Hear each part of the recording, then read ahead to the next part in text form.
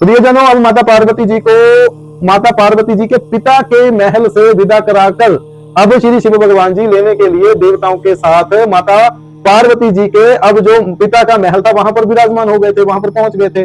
तो रानी मैनावती जो कि माता पार्वती की माता थी, वो उदास थी कि मेरी जो बेटी है वो राजकुमारी है, वो फिर वन में वास करेगी, फिर से दोबारा वो बिना ग्रह के, बिना वो महल के, बिना सिर के ऊपर छत से, बिना वो पलंग के अब वहां पर रहेगी। तो प्रियजनों, माता पार्वती जी उनसे पूछती है कि माता आप चिंतित क्यों हो, आप अब उदास क्यों हो, अब तो मैं कुछ दिन आपके पास रह चली। तो माता पार्वती की माता कहती है कि कौन सी माँ चाहेगी कि उसकी राजकुमारी जैसी बेटी वहां पर कैलाश की सर्दियों में, जहाँ कैलाश की हवाओं में, जहाँ कैलाश के वो वातावरण में रहे, जहां ना तो राजकुमारी के लिए पलंग है और ना ही सिर के ऊपर छत।